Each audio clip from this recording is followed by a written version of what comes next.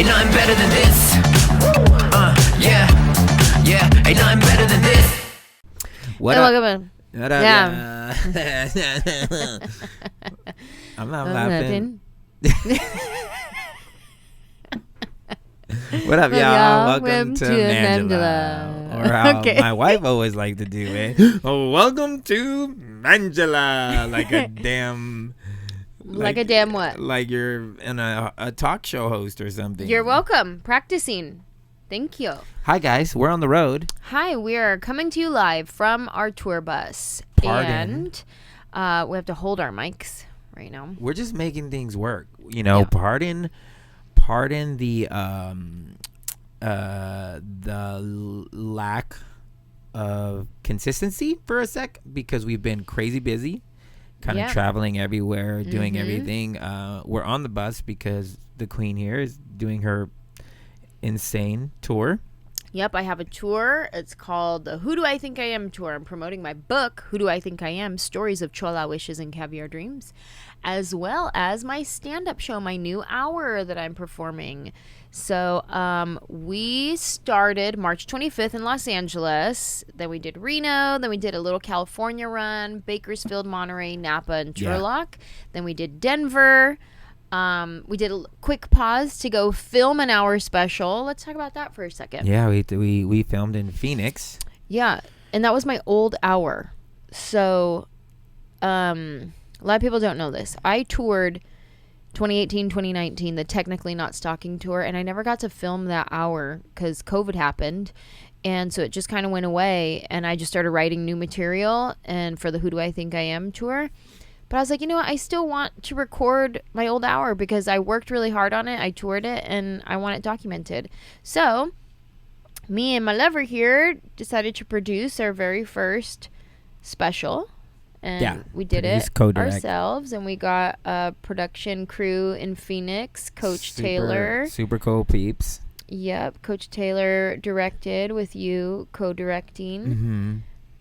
This is the year, and I've kind of said this on my Instagram, this to me, I feel like it's something that I've been saying for a long time, obviously with you, but for whatever reason, this is the year that we're actually doing it, where I believe, I'm kind of the guy that, you know, when somebody tells me no or that I can't do it, I will go and do it myself because I just have this insane belief in myself. And it's not even that...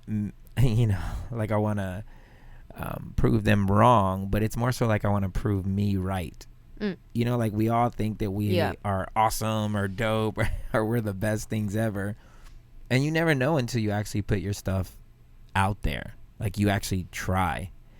And then you get to see, you know, maybe you're not as awesome at this one thing, so you can pivot and do something else. Or maybe you are awesome and the junk blows up. So this year with these specials, I think that's what we're doing. We're taking that next step of faith and just believing that, hey, man, even if nobody else sees it, we see it. And we're going to at least put something into the marketplace to see if it do what it do. Right. It's interesting when you say, not interested in proving other people wrong, but I'm just proving myself right. Yeah. It's an interesting take on that because I feel like there's sometimes where my own self-doubt will creep in, and I can one day be like, yeah, I'm this, I'm that, I could do it, and then the next day I'll prove myself wrong.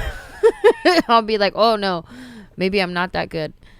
You got to have a lot of self-confidence, and not just self-confidence, but like boldness and bravery, because I can be self-confident one day, and then the next day I'm lacking courage, and all of a sudden all the doubts creep in. I feel like that's everybody though, man. Like everybody has days where they're like, I'm gonna do it, I'm gonna kill it, I'm the best. They have a good show, or they have a good whatever, you know, whatever your vocation is, you have a good season, and then something happens, life typically happens, and it knocks you down a peg, and then you start thinking, man, maybe I was just full of it, like maybe I'm not it, or maybe this isn't the right thing. Right. And it's like, that's life. That's the ebb and flow of it. If you let that, I think that's the difference between people who make it and people who don't.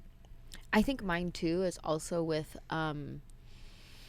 my anxiety and hormones and mood. Like, it really depends. Like, if I'm feeling clear in my body, I'm in alignment, I'm doing my yoga stretches, I'm doing my meditation, I'm like taking all my supplements, and I feel healthy, mind, body, and spirit, then I'm like, yeah, I can do all the things. But the second I'm like too busy and too distracted, then I start doubting myself. So I can tell you. Okay, with my what moods. distracts you?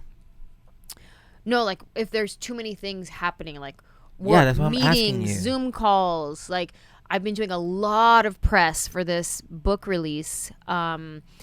So I'll wake up at like 6 a.m. and call a bunch of, radio stations. And then there's other days I have back-to-back Zoom calls, podcast. But like, I've been doing the most press that I've ever done lately. And so when I get really busy, my self-care slacks. And then also because of surgery, I haven't been able to do my stretches, and I just started doing my stretches again. So it's been like busy and then recovering from surgery and all the things. So then my self-care takes the back burner. But I'm very grateful for my Amare supplements because, man, those have been coming in clutchity clutch. I started taking Amare supplements, and I just started promoting it on my Instagram. I started taking them 11 months ago now, maybe 10 months ago now. It's been night and day miracle for my anxiety, the supplements that I've been taking, and I wanted to really take them for a while before I promoted them to anyone. And I introduced my brother to them, and my brother struggled with anxiety really, really badly. And it's been life-changing for him. My sister, it's been life-changing for her around her menstrual cycle. She would become like a rage monster, and now these supplements have really helped her to not be that.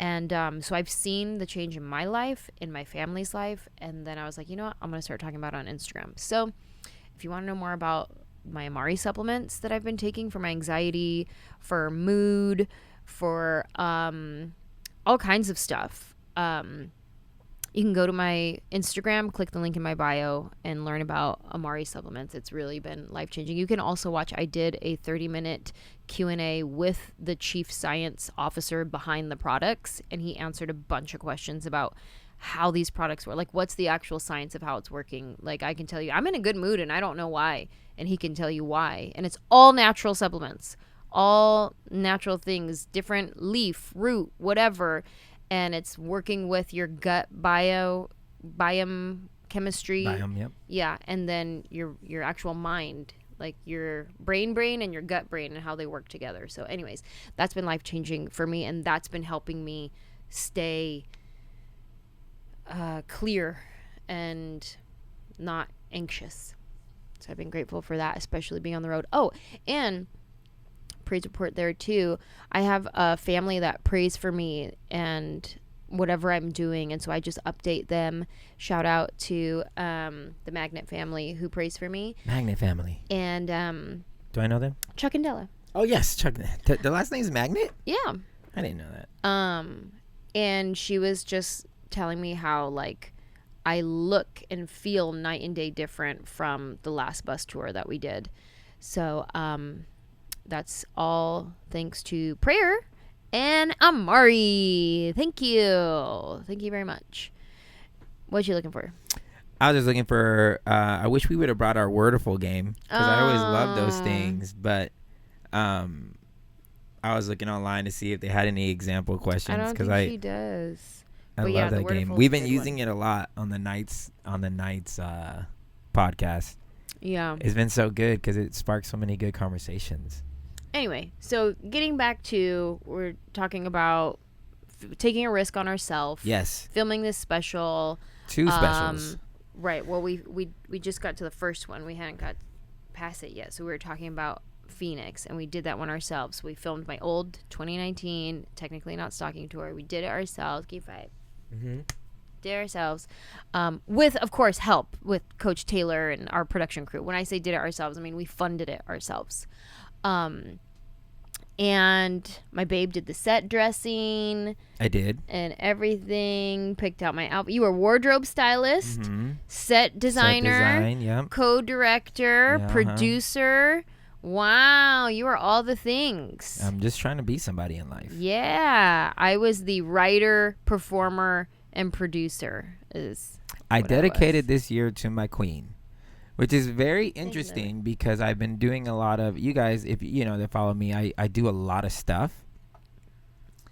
And I think it was at the end of last year where it was like, I started thinking and I was praying and I was like, man, I start a lot of things and try to get them off the ground.